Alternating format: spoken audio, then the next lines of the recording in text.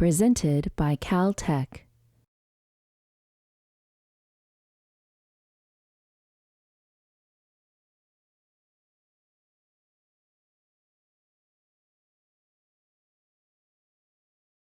Good afternoon.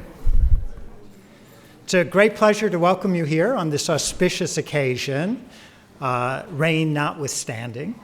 We're here to celebrate many great achievements, but even more to look forward to achievements to come. There's a wonderful cartoon in the New Yorker where people are inside a circus tent, and there are two large stanchions, and there's a man balanced in the middle, holding a pole, but apparently nothing else around him. And one person in the audience turns to another and says, that must be that new wireless technology. And that's how I think of the Waterberg Institute, actually. We're figuring out the wires, not only what's keeping us up right now, but where we're going. Trying to figure out what are the fundamental elements that give us balance as a society, balance as scientists looking forward, but also balance in terms of thinking about what's really important for the future of humanity. This institute is a particular kind of place, lodged in history, a very fine history with the Fairchild Foundation, very fine history, of course, with Caltech, which is famous for its breakthroughs in theoretical sciences. But it is also a rarity, unfortunately, I will say these days, although there are speakers here today from other such institutions, where you can bring together people to think great thoughts, to let them go free in terms of considering what is important for us in the decades to come, not only in the next quarter. So we will see, and this is an easy prediction because one is looking 50 years ahead, an unraveling, if you will, of the mysteries in terms of space and time. We will learn much more about quantum mechanics and how it can be harnessed, how entanglement can be harnessed in terms of thinking about technology, in terms of thinking about quantum computation. We will think about fundamental descriptions of the universe at the smallest scales and at the largest scales. And what we're celebrating today, in fact, is our ability to contribute to that through the generosity of the Fairchild Foundation and through the environment that we've been able to create at Caltech. So at this point, I would like to mark this occasion by turning the podium over to a man who is emblematic of the values and rigorous thought that we pride ourselves at Caltech, M.Stolper, who will tell you a little bit more about the background of the connection with Walter Burke and the Fairchild Foundation. Ed.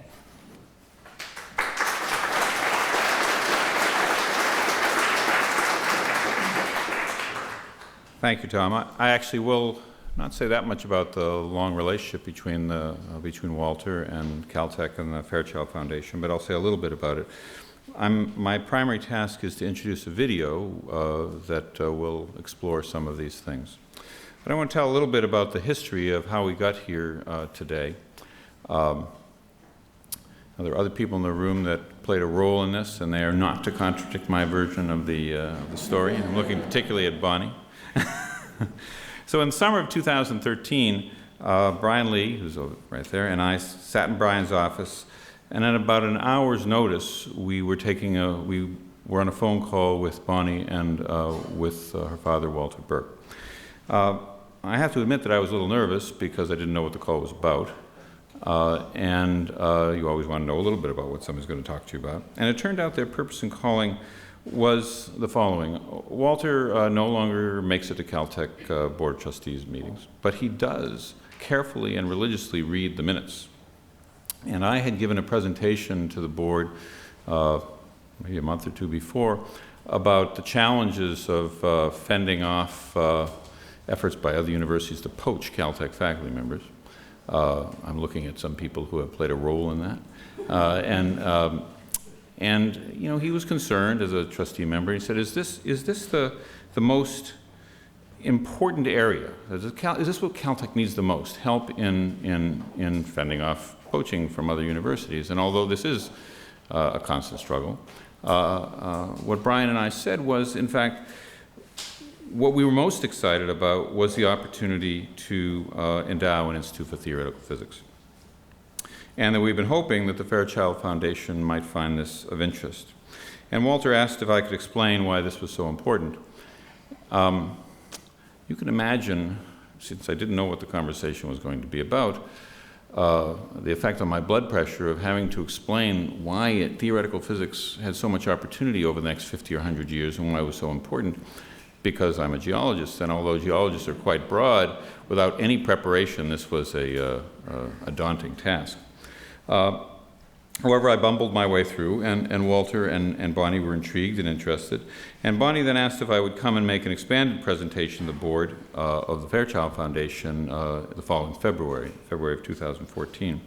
And I agreed, figuring that in the intervening 7 months, I could get all of my friends in theoretical physics to explain what I really should have said in the phone conversation. So luckily for me, between July and February, Tom Rosenbaum had agreed to become the president of Caltech.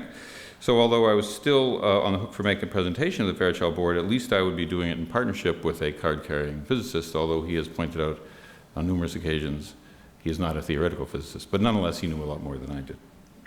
So it was actually almost exactly a year ago today. It was February 25th of last year that the two of us traveled, Tom from Chicago and I from here in Pasadena, to Washington and made a presentation to the board of the Fairchild Foundation, the Washington headquarters.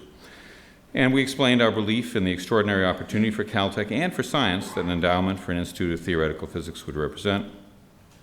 We also explained and acknowledged the degree to which Caltech had prospered and has prospered from over 4 decades of a relationship with Walter and with the Fairchild Foundation. And there's a lot. When I first arrived in the late 1970s, the Fairchild Foundation was already a significant force on the campus. And there are many things that they have helped Caltech with over the years. The Fairchild Distinguished Scholars Program, which, to be honest, is among my favorites, where we brought people from all over the world that we thought were the best scientists and engineers and asked them to come to Caltech and teach us and learn from us and become our friends. And it was a very, very powerful program. We also built the Sherman Fairchild Engineering Library, which has transformed into the focus of the Caltech library system over the intervening, I'd say, 20 years or so since it was built. We also, as Tom pointed out, we supported Kip and Christian's program in numerical relativity, which I presume led at some level to the calculations that were in the movie. They also did some other things, but I think that that's part of it. Also, the program for postdocs in theoretical physics, which was supported now over, I think, 15 or 20 years by the Fairchild Foundation. And also, very importantly, and most people don't know about this, after the financial crisis hits in 2009, the Fairchild Foundation comes to several universities that they believe in, and one of them is Caltech, and says, you know, it's going to be some tough times ahead. What is it that we can do to help? And they provided critical support for hiring new faculty members. Christian is one of them, Christian Ott. And we decided, despite the fact that finances were troubled, with the support of the Fairchild Foundation, to continuing hiring at roughly the same rate. And this was, of course, a buyer's market. It was a great opportunity because most universities weren't hiring. And so there was many good people out there as ever, and with the help of the Fairchild Foundation, we were able to move forward effectively. Also, we knew that our students were going to be struggling because their families were going to be hit, and therefore we were going to need money for financial aid, and they also provided money for financial aid for undergraduates, which was extremely important. So it's important for all of us to remember and thank the Burke family and the Fairchild Foundation for their unwavering support over decades. And again, I can speak for myself in saying that they have, even when I arrived, they were already a major force, and the name Fairchild was spoken all over the campus. So Tom did a great job in explaining the physics at this meeting. When we left, I just want to comment that I could tell on the spot how good a president he was going to be. As we stood outside in the snow, he was wearing a very heavy Chicago overcoat in the snow. I was wearing the same idiotic blazer, having forgotten that the weather wasn't the same every place as it is in Southern California. But what he said, I think we did well, and it was fun. And you like when you have a president who considers it fun to go out and explain the opportunities of the university. And it was fun, and Tom did a great job. So within weeks, we heard back from Bonnie and Wally Burke that the board was very excited to be able to support the endowment for the Institute for Theoretical Physics. And I think it's important for those of us who are observers in this, the board's willingness, and Bonnie was talking about this a little bit before to me, the board's willingness to act so decisively is an amazing statement about the vision and commitment of the foundation to doing special things by supporting special people. It tells us about the value they place on the foundation's long and productive relationship with Caltech, and also about its confidence in Caltech and the special role that we must continue to fill globally in research and education at the edges of knowledge. The final thing I want to mention is that from the start, and in the conversation that Brian Lee and I had with Walter and Bonnie, there has been a desire to name this institute for theoretical physics the Walter Burke Institute for Theoretical Physics, in recognition of the long and extraordinary relationship between Walter and his family and Caltech. So we want to do this primarily because it's just the right thing to do, and because part of the pleasure of being in this business is to thank and honor your friends for their help, both tangible and intangible, and Walter Burke has provided both tangible and intangible support over such a long period to Caltech that it was something we wanted to do. Now, characteristically, Walter did not want any recognition, but I'm happy to say that we at Caltech, his family, and the foundation board all wanted to recognize him. And I couldn't be more pleased that, in particular with Bonnie and Wally's help, we all prevailed so that today we're dedicating not just the Institute for Theoretical Physics, but the Walter Burke Institute for Theoretical Physics. He is a modest man, and it wasn't false modesty. He did not want this to be named after him. And it's important to all of us who know him and his contribution that we succeeded. So we're now going to watch this short video that reemphasized many of the points I've tried to make. The opportunities for science that theoretical physics presents, that is for all of science, why Caltech needs to remain preeminent in this critical field, and why an endowed institute is key to our successfully doing so. Now, many of you have not met Walter Burke, and you will have the opportunity to see him and to hear in his own words his remarkable vision, his insight, and his confidence in Caltech. And I hope that the video will help you to understand why it's so important to all of us at Caltech that Walter acquiesced and agreed to allow us really to be honored by the naming of this new institute after him. So whoever is in charge, if we can start up the video. Thank you.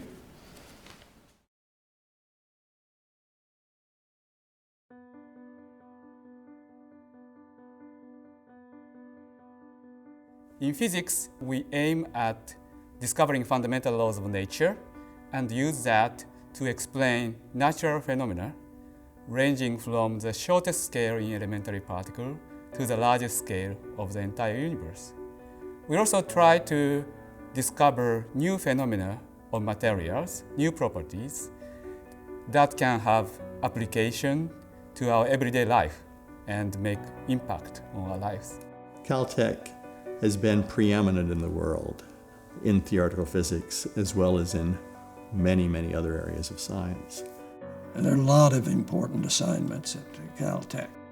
They came to the conclusion that this indeed was a very important spot, physics, math, astronomy. In the past decade or so, Caltech has expanded in theoretical physics. As we push the boundary of human knowledge, the existing language becomes insufficient to understand new phenomena. We need to develop new theoretical concepts and more powerful computational tools. That's what theoretical physicists do.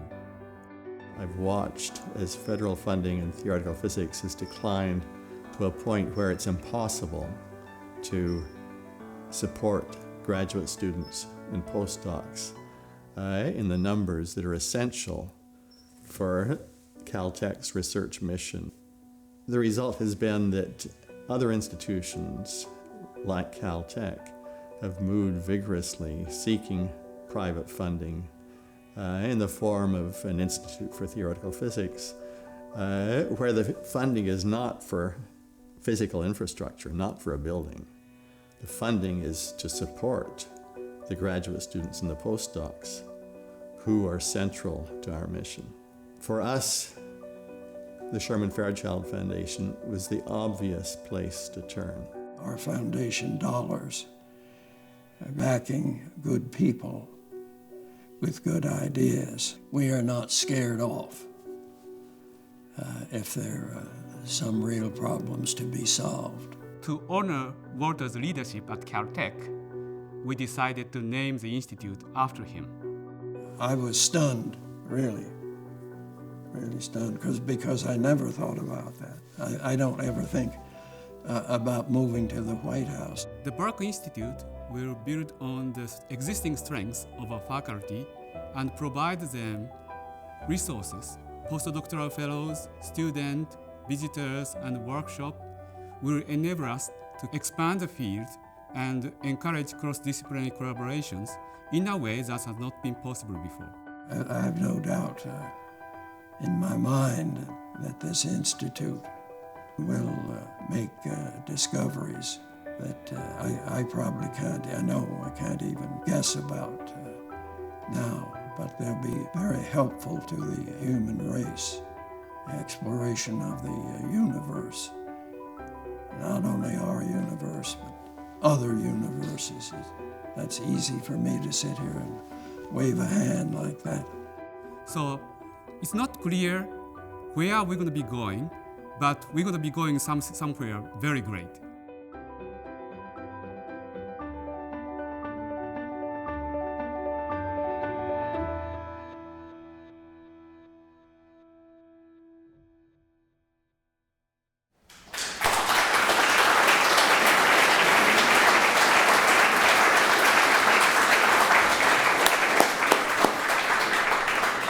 Great. Representing the Sherman Fairchild Foundation, Wally Burke.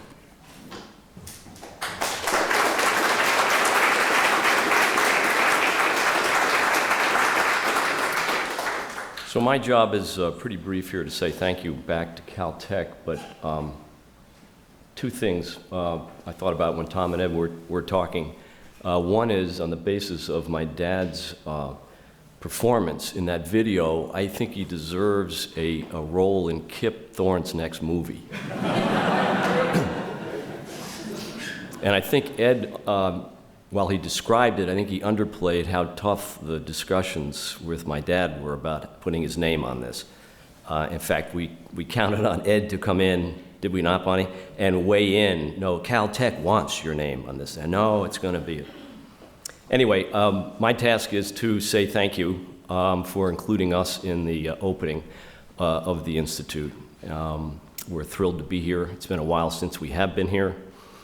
My folks are not traveling, so they're not able to be here in person. We're really happy, Tom and I were talking, really happy that they were able to attend the November dinner hosted by Caltech in New York City. They really absolutely love that, have been talking about it really ever since. The foundation has been and is excited, will continue to be excited about supporting Caltech, but also about supporting this institute. Two major reasons, there are probably many others, but two major reasons. One is it gives us, the Fairchild Foundation, another chance to back and support Caltech in an exciting scientific venture, again, cutting edge. And secondly, it gives us the opportunity, as the video and all the remarks earlier have demonstrated, it gives the foundation an opportunity to honor my father, his dedicated service to the foundation, but also his long-standing relationship and love for Caltech. So thank you for including us. Let's get to the science. That's what this thing's all about, and look forward to it. Thank you.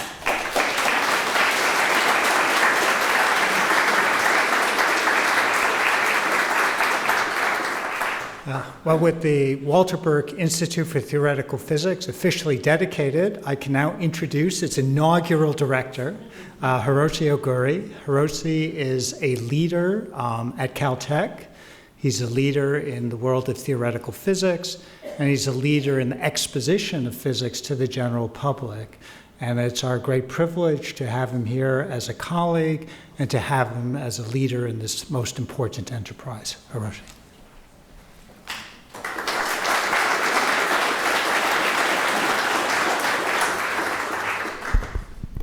Thank you, President Rosenbaum. On behalf of the faculty and fellows of the Waterberg Institute for Theoretical Physics, please allow me to join you in expressing our appreciation to the Sherman Fairchild Foundation, Gordon and Betty Moore, and other supporters as Caltech inaugurate our new institute in honor of Walter Burke. I would also like to thank President Tom Rosenbaum for his commitment and dedication to the Burke Institute, and to Provost M.Stolper for his vision and leadership in realizing this important milestone for the future of scientific discovery and technical progress. Some of us say they became theoretical physicists since they looked up at the night sky one night and pondered the mystery of the stars. Some say they became theoretical physicists since they were fascinated by our ability to transform the world by understanding and controlling fundamental aspects of nature. Some say they became theoretical physicists simply for the pleasure of finding things out.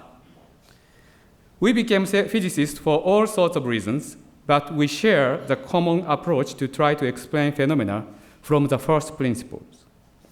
We develop new languages to describe new phenomena discovered at the frontier of science, from the smallest scale of elementary particle to the largest scale of the entire universe. We invent computational tools to make predictions that push the boundary of human knowledge.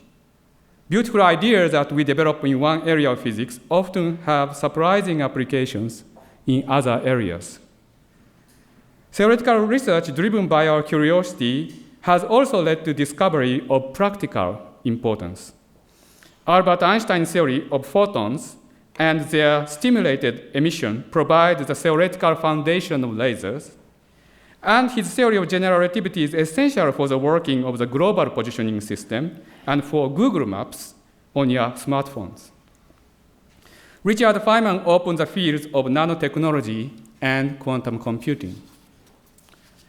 Some of the most important discoveries in theoretical physics over the past 100 years have been made here at Caltech, including predictions of dark matter and neutron stars, synthesis of elements in stars, classification of elementary particles and their interactions, superstring theory as a unification of all the forces and matter in nature, and quantum error corrections and topological quantum computations. Kip Thorne's vision for gravitational wave astronomy is being realized at LIGO, the largest single project funded by the National Science Foundation. Such transformative discoveries are only possible when scientists can pursue their dreams with freedom and focus. The Burke Institute will ensure such intellectual freedom. It is a scientific oasis where faculty members, postdoctoral and graduate fellows, and visiting scholars can exchange ideas and collaborate to open new avenues of inquiry and expand the frontier of human knowledge. Following the Sherman Fairchild Foundation's generous approval, Caltech made a public announcement of the establishment of the Waterberg Institute for Theoretical Physics on May 14 of the last year. Since then, we hosted 3 workshops and 1 public lecture. Our visitors program is bringing in distinguished theorists to Caltech, and our regular luncheon gives us opportunity to meet with each other. The Burke Institute also strengthens one of the crown jewels of theoretical physics programs at Caltech, our prize fellowship program. Over the past 4 decades, these fellowships have supported more than 120 postdoctoral scholars, and more than 95% of these former prize fellows currently hold distinguished academic positions all over the world. We are happy to welcome back some of our most distinguished former prize fellows to celebrate this occasion. They will give scientific talks at the inaugural symposium of the Burke Institute tomorrow. It will be a wonderful occasion to hear their latest discoveries in science and exchange ideas in all areas of theoretical physics.